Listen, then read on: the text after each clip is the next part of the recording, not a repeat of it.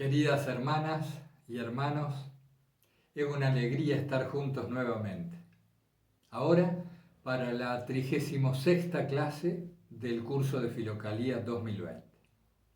Ustedes saben que abordaremos a Elías el presbítero. Continuamos abordando a este autor, también llamado éctico, que quiere decir juez eclesiástico. En esta ocasión abordaremos algunos párrafos que hemos seleccionado de dos textos breves, capítulos gnósticos y capítulos prácticos y contemplativos, que en realidad tienen una perfecta continuidad. Cuando dice capítulos gnósticos se refiere a capítulos de conocimiento, o también podría entenderse como de discernimiento. Cuando alude a capítulos prácticos se refiere a ascéticos, es decir, a la práctica espiritual concreta en el día a día, y cuando dice contemplativos está hablando de la oración silenciosa y de la búsqueda de la unión divina, que es un objetivo tan querido para Elías el presbítero y otros filocálicos. Estos dos textos están en la página 438 hasta la 457 del volumen segundo de Filocalía de Editorial Lumen. Ustedes ya lo tienen escaneado desde la clase pasada completo a los dos textos de hoy y al de la clase anterior. Todo el texto de Elías el presbítero que se ha compendiado en este tomo. ¿Qué nos dice Elías? Elías empieza hablándonos de la voluptuosidad. Ustedes saben que voluptuosidad, etimológicamente hablando, quiere decir abundancia de placeres, abundancia de placeres. En otros términos, demasiado placer. Eso es la voluptuosidad. El placer que deriva del cuerpo, de lo corporal, no es malo en sí mismo, como se ha dicho varias veces ya en Filocalía, sino que lo que nos perjudica de él es el uso contra natura que hacemos. ¿A qué se refieren los filocálicos cuando dicen que usamos el placer contra natura? Cuando lo utilizamos en reemplazo de la verdadera dicha o del verdadero gozo que es propio del ser espiritual que somos, del Hijo de Dios, de esa chispa divina que también es nuestra esencia. El señorío del cuerpo. Cuando el cuerpo nos domina, allí se han invertido los papeles y el placer regula toda nuestra vida. Que como nos decía Elías en la clase anterior, finalmente todo placer muta, se transforma en dolor. Y a más placer, más dolor. Y diferenciábamos lo que es placer de lo que es la verdadera felicidad, la dicha o el gozo, que tiene una naturaleza propiamente espiritual. Nos dice Elías que la voluptuosidad nos encadena a los otros cuerpos, nos encadena a las riquezas y nos encadena sobre todo también a través de la alimentación, de la gula.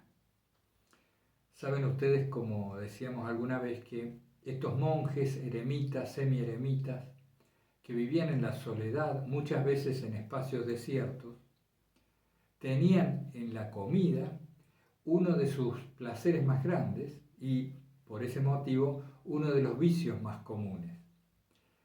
El cuerpo tiene una característica muy particular de adaptación que hace que al cabo de un tiempo lo que es una comida que hoy nos parece desabrida se transforme en manjar. Por ejemplo, si nosotros hacemos ayuno o una práctica ascética de una alimentación escasa y frugal, al cabo de un mes, por citar un tiempo determinado, un plato de arroz blanco y un pedazo de pan nos van a resultar tan voluptuosos, tan apetitosos y placenteros como ahora puede resultarnos una comida en un banquete, llena de golosinas, de dulces y de diversos sabores y aromas. El cuerpo tiene esta capacidad de adaptación. que en fenomenología lo explicábamos aludiendo a la ley del estímulo constante decreciente. Quien se interese puede acudir ahí y ver este tema más en detalle. Pero básicamente es una adaptación. Entonces, ¿qué les pasaba a estos monjes? Que seguían luchando contra el deseo de la gula, contra estas sensaciones que se producen en todo el tracto digestivo y que los hacían olvidar la pena de estar alejados de Dios.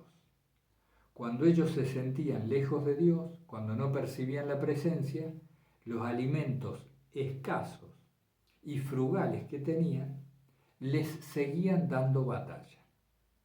Después plantea el tema de las riquezas, este afán de riqueza. ¿Y por qué el ser humano anhela la riqueza? Porque es la llave para obtener cualquier otro placer corporal. Y la voluptuosidad de los otros cuerpos, es decir, esta parte concupiscible de cuerpo y alma, que nos lleva a buscar en el frenesí corporal un remedio, una simulación del gozo espiritual que tenemos cuando nos dejamos actuar por la gracia.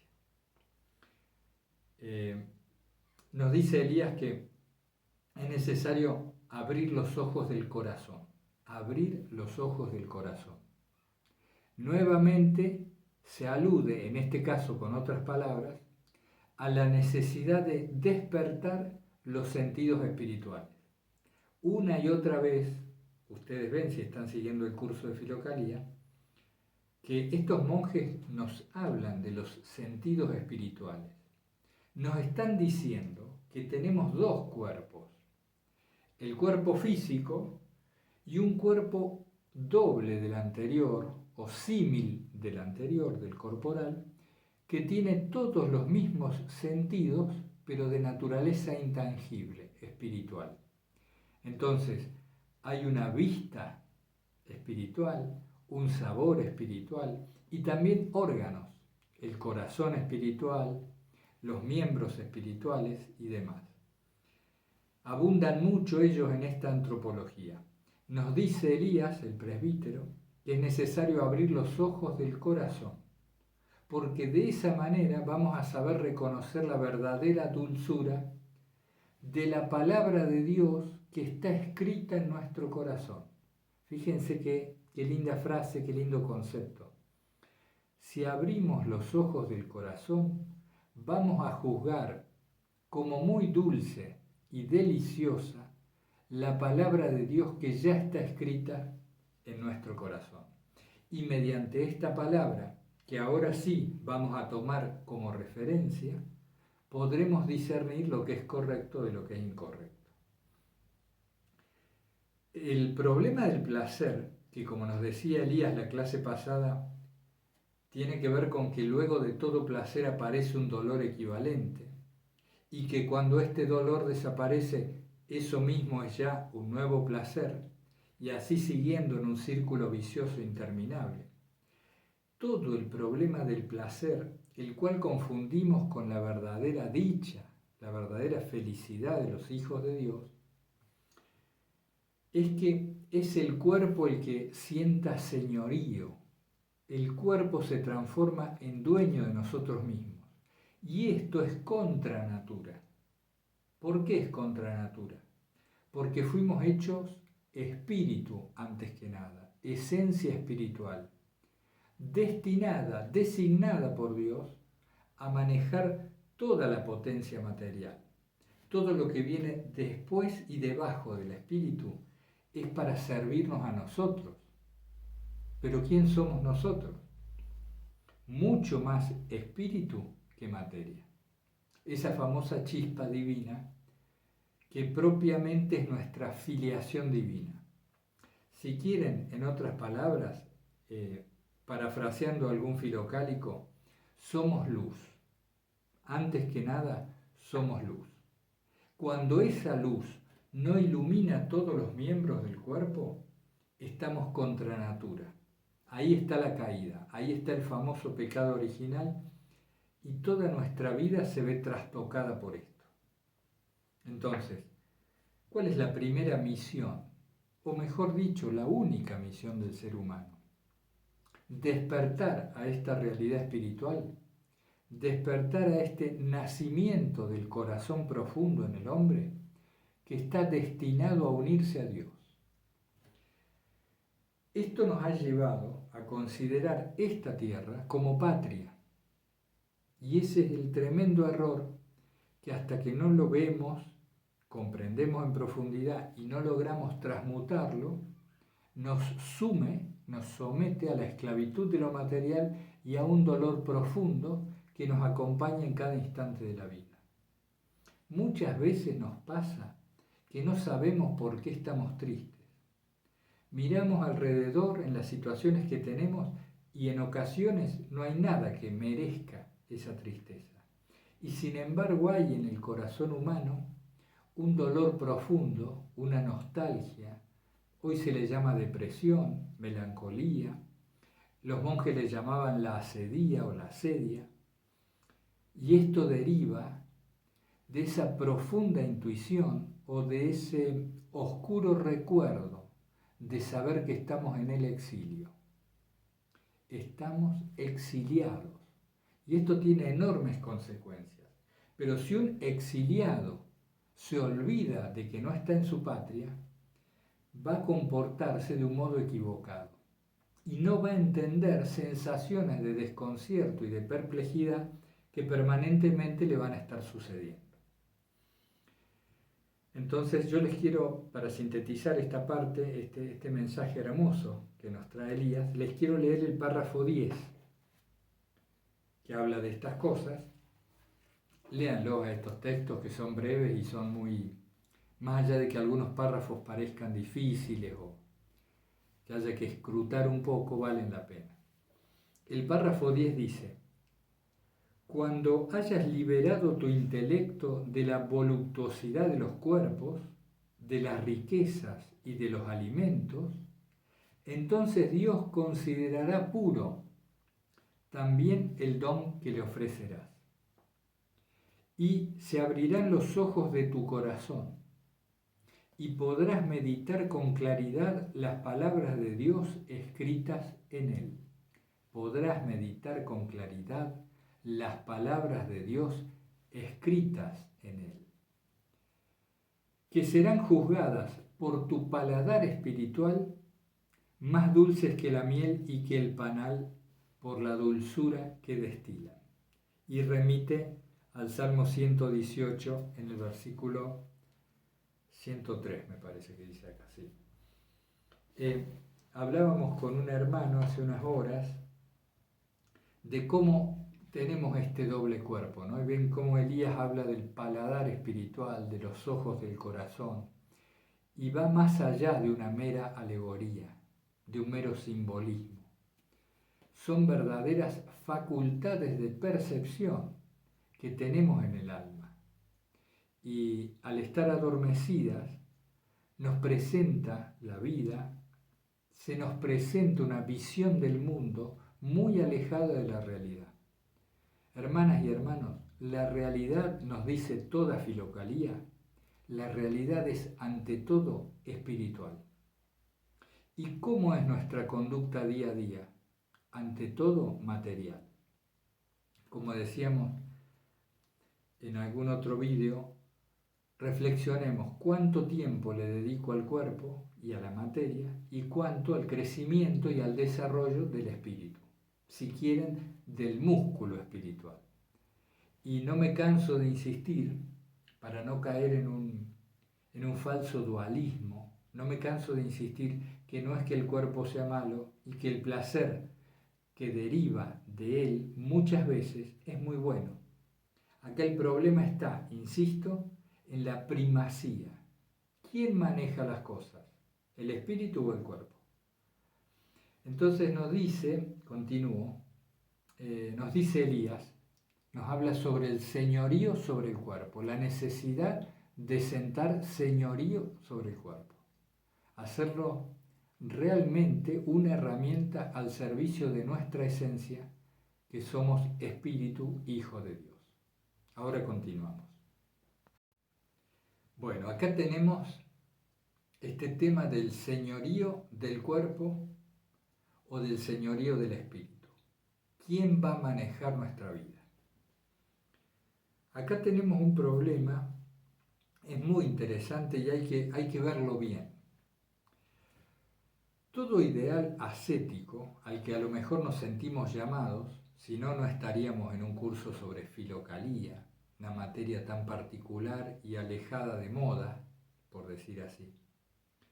Si nos sentimos llamados a una búsqueda espiritual profunda, a una oración contemplativa, a un camino espiritual en serio, nos sucede que en momentos de bajón, como se suele decir, en momentos depresivos o de baja energía, toda práctica ascética o de transformación espiritual se nos antoja un camino insoportable, inadmisible. Es como si la vida se nos apareciera como permanecer sentados todo el tiempo ante un apetitoso manjar sin poder comerlo, sin poder gustar el placer. Se nos aparece la ascesis o el camino espiritual como un camino de soledad, aburrimiento, frugalidad excesiva, ansiedad, tristeza, etcétera, etcétera. Son pensamientos muy veloces, imágenes muy breves que pasan por detrás de el espacio consciente. Apenas nos damos cuenta. ¿Cómo vamos a tener las fuerzas para acometer una tarea espiritual verdadera, perseverante y que a lo mejor requiere de bastante tiempo? ¿Cómo vamos a tener las fuerzas si antes no tenemos el pregusto de aquello hacia donde vamos? Si antes no nos hacen probar el pastel, no vamos a trabajar las horas necesarias para poder comprarnos el pastel. Y esta es una mecánica, una dinámica de la vida humana. Ustedes vieron que todos hacemos esfuerzos, toda la gente hace esfuerzo por algo que anhela. Y para hacer un esfuerzo dedicado y perseverante necesita desear mucho aquello a lo cual va a tener que aplicar energía y trabajo. Pero necesitamos antes, insisto, el pregusto, tener ya algo de aquello que anhelamos. Y si uno se dedica a consagrarse a Dios, al camino espiritual, al descubrimiento del espíritu que somos, es porque ya hemos tenido, ya hemos sentido, intuido, presentido algo de aquello que buscamos. Ya sabemos quién es Dios, si no, ni estaríamos en estos temas. A lo mejor fue de niños que se nos presentaron algunas experiencias, o tal vez en otra etapa de la vida, pequeñas percepciones íntimas, secretas en el corazón, que nos hicieron saber que Dios existe y que es lo más alto y lo mejor y lo único que merece la pena en esta vida. Pero claro, esa experiencia pasó y ahora, sometidos al peso del cuerpo, a sus inercias y a sus placeres y dolores recurrentes, se nos hace inviable, inadmisible poner esfuerzo cierto en un sendero espiritual.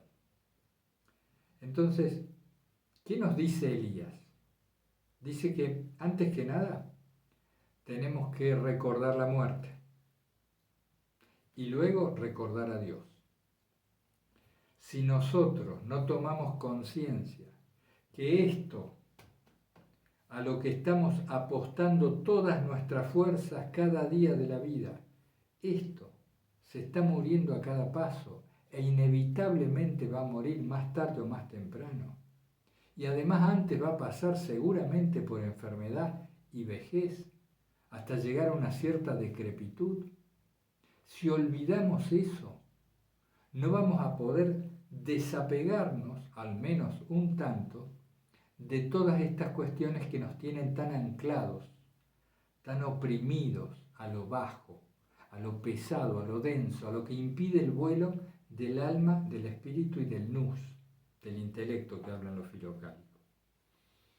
Entonces, a la par que recordamos la fugacidad, la transitoriedad y la finitud inevitable de esta vida, por eso es un exilio, porque estamos llamados a la inmortalidad y aquí no hay inmortalidad, aquí no la hay, todo es fugaz. Al par que recordamos esto, decía, tenemos que elevar la mente a Dios y tomar conciencia del tremendo misterio de esta existencia, como hemos dicho otras veces, de la maravilla ante la que estamos y que toda percepción nos está hablando en cada momento de la existencia de Dios. Entonces, al mismo tiempo que todo lo que veo y todo lo que vivo me dice que esto es fugaz, que la muerte está como la sombra de cualquier cosa, al mismo tiempo, bien miradas las cosas, se me está diciendo, fíjate, Dios está en todo. Y acá tenemos los sentidos materiales o los sentidos espirituales.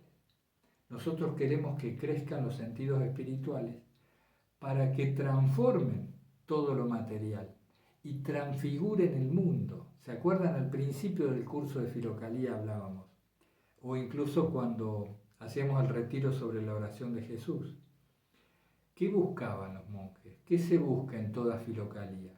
La famosa teosis, la divinización de la vida humana, que no es más que esto que estamos hablando. Despertarnos a la realidad espiritual inmanente a todo, es decir, el espíritu está presente en cada cosa, en cada momento, y no es que niega lo material, sino que está aquí para transformar e inundar de luz el mundo entero, a nosotros, a los demás y a todas las cosas. Por eso los santos cuentan y relatan experiencias tan extraordinarias de iluminación de la percepción y de su propio espacio de representación interno. Los santos nos hablan, algunos filocálicos también, como Simeón, por ejemplo, o Gregorio el Sinaíta, Nicéforo el monje. Nos hablan de la iluminación interior, de ese sol que se enciende dentro y que inunda toda percepción. Entonces, recordar la muerte e inmediatamente recordar a Dios nos pone en el camino. Pero ante lo insípido, lo desabrido, lo aburrido, lo duro que se nos aparece este camino, tenemos que darnos cuenta, escuchen bien esto, tenemos que darnos cuenta que luego del primer esfuerzo, el primer esfuerzo es necesario, después de esto todo se hace más fácil. ¿Por qué? Porque cuando atravieso el primer periodo, el más difícil de la vida espiritual, que es de una ascética en la cual no se gusta el premio, no se disfrutan los frutos, casi no hay goce. Luego de esa etapa, todo se hace más fácil porque ya tenemos muestras, empezamos a tener muestras. Al principio nos tiene que llevar la fe, la pura fe, la sola fe, fe que tampoco es que se sostiene en el aire, es una fe que ha pregustado a Dios. Ya sabemos que Dios existe, pero lo recordamos oscuramente. Y las experiencias que hemos tenido en la vida, experiencias muy íntimas, muy profundas de la presencia de Dios, son las que nos trajeron hasta acá, a este momento espiritual donde estamos. En un siglo XXI que va contracorriente, nosotros estamos leyendo Filocalía. ¿No les resulta extraño? ¿No les parece eso un llamado de la gracia? Un tacto que Dios nos hace en el corazón. Atentos a esto, iniciamos un camino. Entonces Elías nos dice que es preciso el esfuerzo, anclado en la mera fe hasta que empecemos a sentir los frutos, hasta que se abran los sentidos espirituales. Y ahí ya todo se va transformando poco a poco en segunda naturaleza. Es decir, prescindir se nos hace costumbre.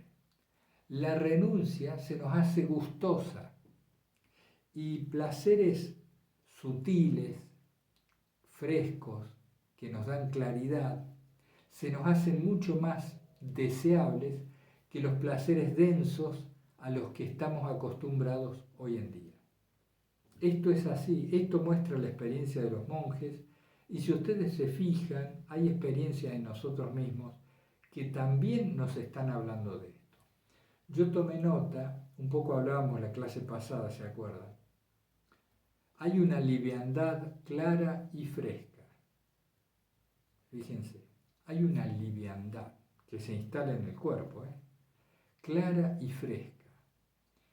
Surge una alegría sin objeto. Y decíamos, creo que era como lo que se siente al abrir la ventana en una mañana clara de primavera, ese frescor del campo. Esa vivencia espiritual que tratamos de transmitir con estos ejemplos simples, empieza a hacerse cotidiana, y atiendan bien, sin esfuerzo. Empieza a hacerse cotidiana y sin esfuerzo. Pero primero hay que atravesar alguna lucha, es decir, una lucha suave, amable con nosotros mismos. Nada heroico que nos lleve al orgullo espiritual. Empezar por lo poco, nos dice Elías y nos dicen muchos otros. ¿Se acuerdan que decía en la clase pasada? Empieza por las cumbres que te son cercanas. Las cumbres que te son cercanas. No te propongas metas altas, porque así de lo alto vamos a caer bien a lo bajo, ¿no? El efecto rebote que siempre mencionamos. Si uno va a un gimnasio, no sé si ustedes, yo hace ya muchos años que no ando por allí, pero de joven me acuerdo, a veces íbamos al gimnasio con amigos, y claro, cuando uno empezaba a levantar un peso, no se puede negar que hay un esfuerzo. Pero ya a poco de hacerlo, unos cuantos días, uno empezaba a sentir el gusto, empezaba a entusiasmarse con los cambios, con la nueva fuerza que se sentía, y después se iba gustoso y había que convencerlo a uno para que se alejara del esfuerzo y de la gimnasia. Esto también pasa con los deportes y hasta con estudios, cuando uno le encuentra el gustito a la materia a la que se ha dedicado. Entonces, hermanas y hermanos, Elías nos dice que apelemos al mayor caudal de fe que podamos encontrar en nosotros. Fe que se ancla en alguna experiencia amorosa que hemos tenido con Dios. Y que, anclados allí, hagamos el esfuerzo necesario hasta que aparezcan los primeros estadios del premio futuro. Premio futuro que no solo va a ser en nuestra patria celestial, sino que ya aquí tenemos derecho a gustarla cuando se nos transfigura el mundo. Se nos transfigura el mundo, el sentido de la vida se nos hace claro porque el Espíritu Santo empieza a vivir en nosotros. En realidad, ya está en nosotros. Cristo ya vive en el corazón, pero no lo sentimos. No lo podemos percibir porque estamos embotados, oprimidos, aplastados por la densidad de una materia que no es tan pesada como parece, solo que está mal orientada. Nos hace Elías también aquí una advertencia, un aviso. Nos dice, cuidado, porque apenas empiezas a pregustar estos dones y a vivirlos, y se te hace fácil la ascesis, y empezamos a sentirnos libres, como decíamos, con una alegría sin objeto, con una liviandad clara y demás, allí aparece el orgullo espiritual. Es decir, de pronto nos olvidamos que todo esto vino por la gracia y apenas un poco de nuestro esfuerzo, y ya nos enseñoreamos en nuestras propias fuerzas. Al olvidarnos de esto, el orgullo nos domina y así caemos estrepitosamente. Nos advierte también esto Elías en este texto, de los capítulos prácticos y contemplativos. Bien, hermanas y hermanos, otro tema del cual nos habla Elías Especialmente les recomiendo el párrafo 41, 44, los párrafos que van a partir del 60, en los capítulos prácticos y contemplativos. Allí Elías nos habla, por ejemplo, de la necesidad de equilibrar nuestra práctica y nuestra contemplación. Y en el párrafo 44 de la página 444, en ese párrafo da una hermosa metáfora respecto de una nave que va en el mar, que si tiene las velas muy grandes, va a zozobrar cuando la azoten los vientos, va a recibir demasiado viento. Y si tiene las velas muy chicas, no va a poder ser impulsada por estos mismos vientos. Y con ese ejemplo nos muestra la necesidad de equilibrar práctica y contemplación. Pero resulta que cada uno tiene su vocación. Hay gente que puede orar, puede tener mucha oración y sin embargo nunca llegar a la contemplación porque no se siente llamada a esa actividad de silencio para acceder a un total olvido de sí en la tiniebla luminosa, como nos decía el pseudo Dionisio. Esa gente está más llamada a la vida práctica y a la inversa, y eso está muy bien. Pero más allá de nuestra particular vocación, personal vocación, tenemos que atender a un mínimo equilibrio entre ambos factores. Vamos a dar un ejemplo más claro. Si nosotros, porque así lo hemos experimentado durante años o por determinadas prácticas que hemos llevado adelante, tenemos cierta facilidad para dejar el cuerpo quieto, para sentarnos un tiempo bastante extenso en lo que se llama la oración sedente y repetir a lo mejor la oración monológica o la oración de Jesús o cualquier jaculatoria. Si tenemos facilidad para esto, está muy bien. Pero notamos que en nuestra vida cotidiana no impera el amor a nuestros semejantes, no tenemos la tendencia a la fraternidad sin distinción, no nos encontramos a nosotros mismos en una frecuente actitud de servicio, si no vivimos tranquilos. Me hace acordar a otro filocálico que decía, si tu vida no es apacible, ¿no? El ejemplo no vale. Si la vida no es apacible, es decir, si nuestro cotidiano no tiene una equivalencia, una correspondencia con esta actividad, que ahora sí es presuntamente contemplativa, podemos sospechar. Mucha quietud, mucha costumbre de oración quieto, silenciosa, pero mi vida no se corresponde, no sirve. Tenemos que equilibrar, algo estamos haciendo mal ahí. ¿Qué cosa? Probablemente que estemos usando esta actividad para fugarnos de lo cotidiano. Y exactamente a la inversa. Si nosotros tenemos una vida muy activa de servicio, una vida de apostolado, de estudio, trabajo, en fin, la actividad apostólica más común y más activa, pero nos resulta casi imposible sentarnos un momento en quietud, a entrar en el corazón profundo, a silenciar la mente y a repetir ni 2 minutos la oración de Jesús. Si nos resulta muy difícil esta quietud, también tenemos que estar alerta y sospechar de que nuestra actividad apostólica puede ir derivando en fuga de situación.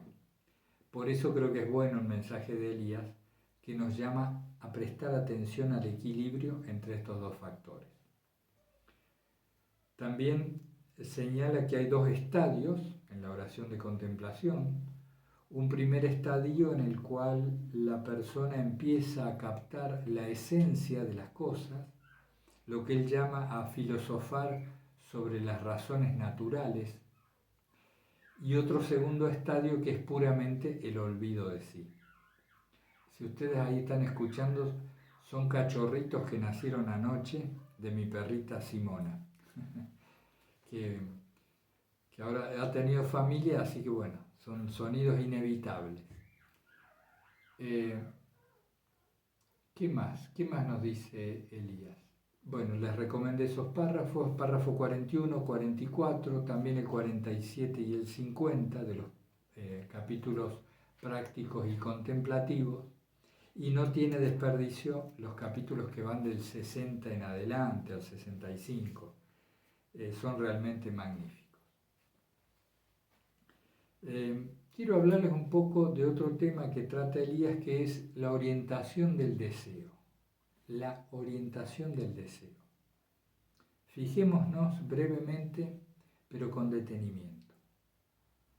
Todos nosotros identificamos fácilmente lo que es un deseo. No digamos si es correcto, si es incorrecto, si sirve o no sirve. Un deseo. ¿Qué es un deseo? Es como una fuerza, ¿verdad? Es un impulso que descubrimos en nosotros como una cierta tendencia hacia algún tipo de objeto. Puede ser un objeto tangible, las más de las veces, o también un objeto intangible. Por ejemplo, deseo estudiar y saber mucho de tal cosa. Eso sería más bien intangible. O deseo comerme un poco de dulce, un objeto tangible. Y ahí tenemos una gama tremenda de deseos posibles en cuanto al objeto. Cambian mucho los objetos a los que podemos dirigir el deseo. Pero el deseo es como la misma fuerza. Es siempre una fuerza, un impulso, una especie de brazo de la voluntad que vemos surgir en nosotros hacia alguna dirección. Elías nos dice que aprendemos a orientarlo. ¿Y cómo se aprende a orientar el deseo? Simple, dándonos cuenta de qué es lo que deseamos realmente detrás de todo deseo, o qué deseo se esconde en realidad en nuestros aparentes deseos.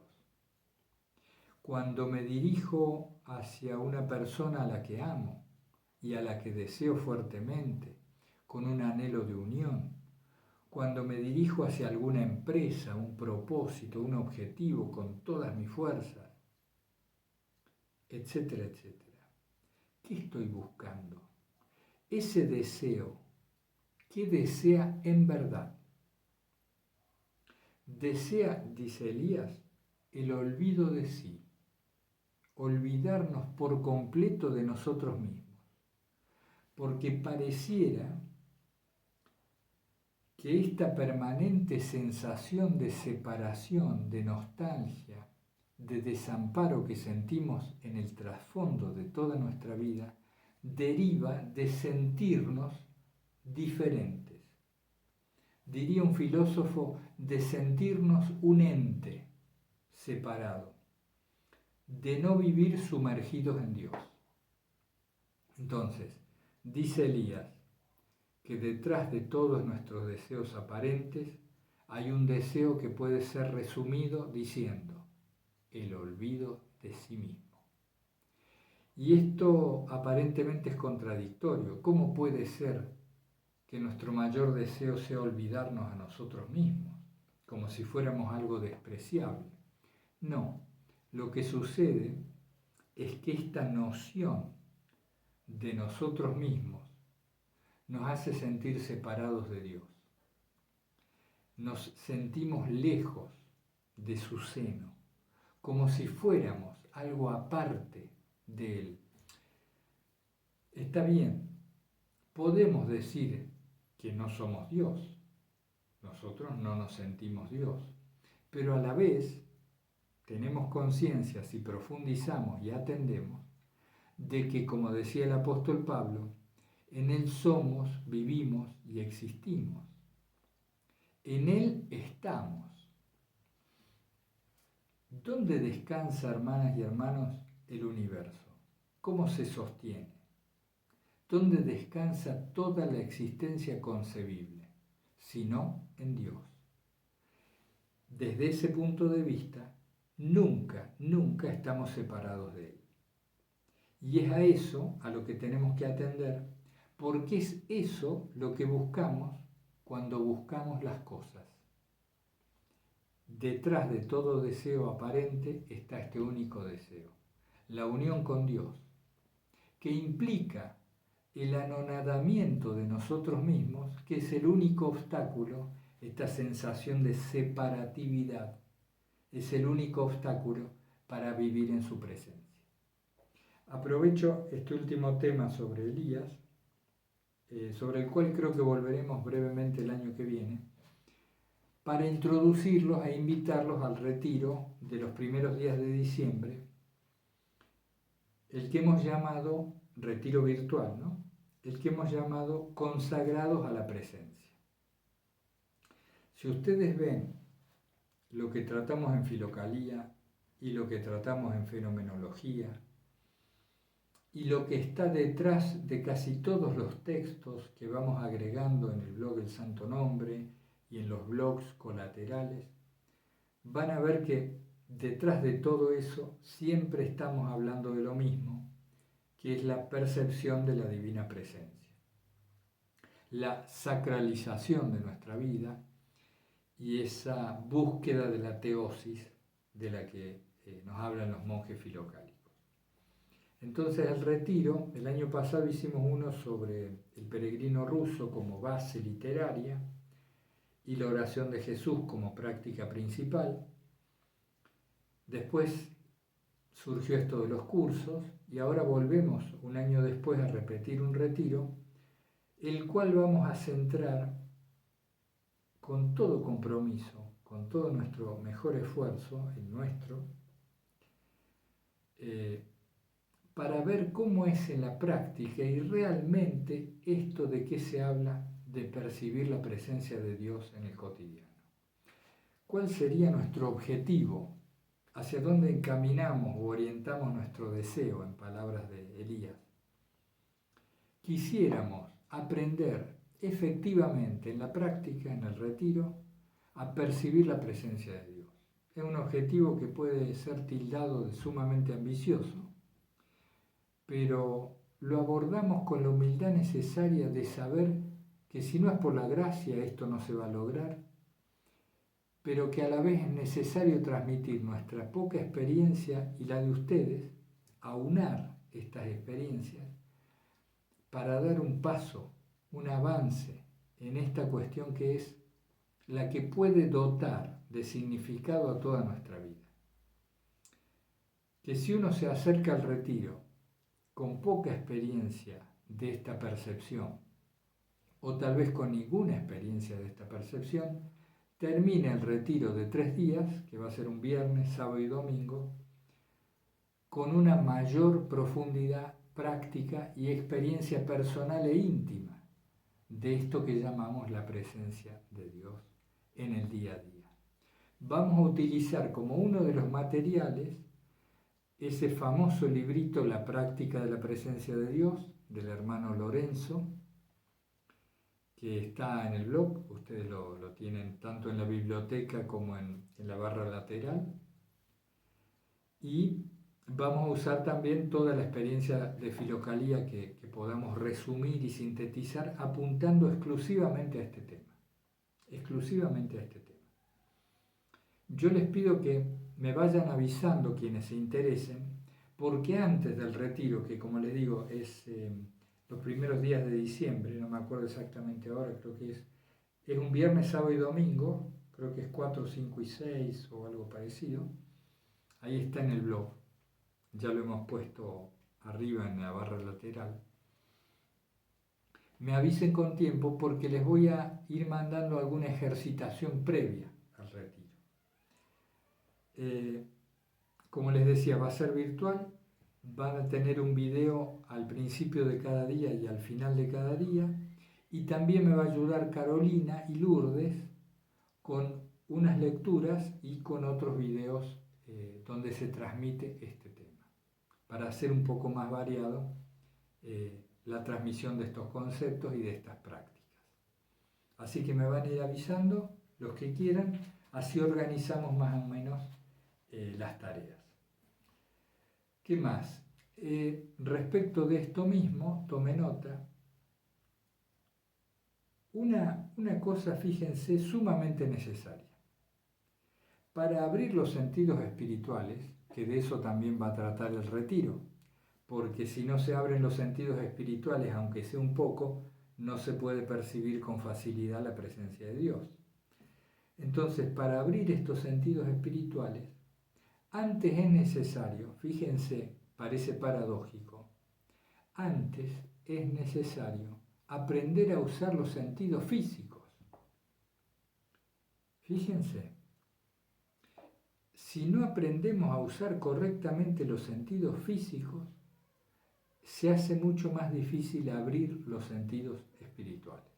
Entonces les empiezo a proponer una ejercitación desde ya, que podemos llamarla aprender a ver o aprender a escuchar, basándonos en estos dos sentidos físicos, que son los que más usamos, ¿no?, cotidianamente.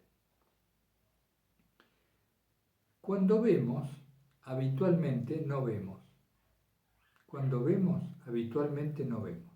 Cuando escuchamos, por lo general, no escuchamos, porque los pensamientos que van y vienen velan, ocultan la percepción correcta del sentido. Entonces, empecemos a ejercitarnos desde mañana mismo, en las cosas más cotidianas, a ver con atención y a escuchar con atención. Esto no se puede hacer todo el día si uno no tiene práctica, pero sí pueden escoger algún momento en particular para empezar a ejercitar correctamente los sentidos físicos. ¿Saben cómo se me enseñó a mí esto? Se me daba un limón, no sé por qué se me daba un limón, habrá sido lo que estaba a mano. Yo estaba trabajando con mi maestro espiritual en su celda, en la soledad del campo, teníamos la oportunidad de estar en las sierras. Se me daba un limón y se me decía que lo observara durante 1 hora. Entonces yo estaba solo con el limón. ¿Y qué tenía que hacer con el limón? ¿Tenía que rezar? No. Tenía que mirarlo, ver el limón, tratando de despojar mi mirada de los velos de los pensamientos. Porque si yo me ponía a divagar en cualquier cosa, es decir, atendiendo a otros pensamientos que no fueran la percepción del limón, yo no tomaba un verdadero contacto con esta fruta. Entonces ahí estaba aplicado todo el esfuerzo. Y al cabo de 1 hora, créanme, tenía un conocimiento mucho más profundo del limón que lo que uno puede suponer. Empezaba a conocer sus rugosidades, sus detalles, sus diferentes coloraciones, detalles que antes jamás me había imaginado. Y así se empieza a ejercitar el ver y después con el escuchar. Entonces me acuerdo al atardecer, cuando empezaba de a poquito a caer el sol, que todo se iba oscureciendo, ustedes saben que las aves empiezan a cantar, empiezan a despedir el día.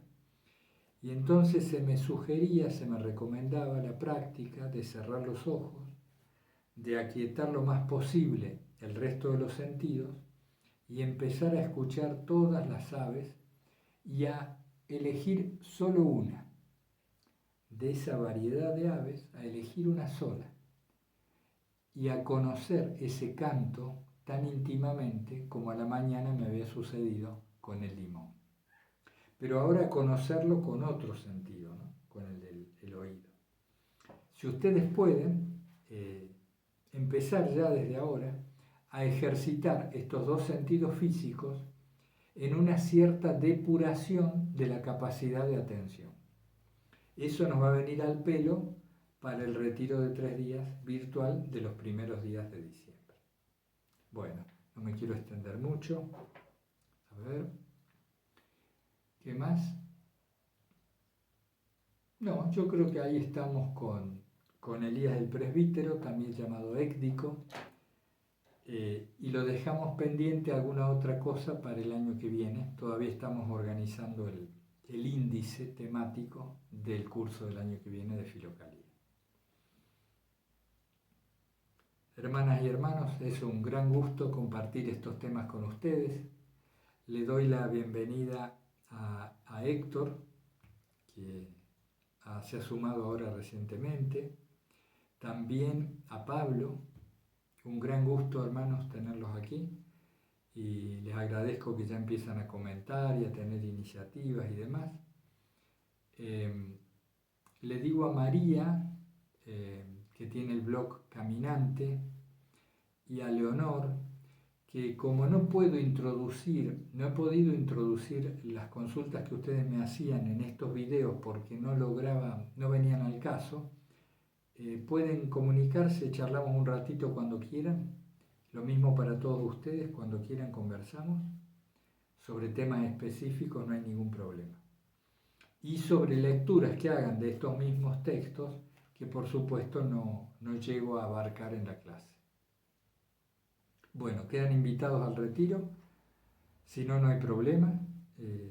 Lo mismo seguimos igualmente con el curso hasta el 12 de diciembre. Y se reinicia el curso el 25 de enero, o aproximadamente. Que Jesucristo, el Salvador de nuestro corazón, nos inunde con su gracia y nos ayude a percibir en cada momento la presencia de Dios. Un abrazo para todos.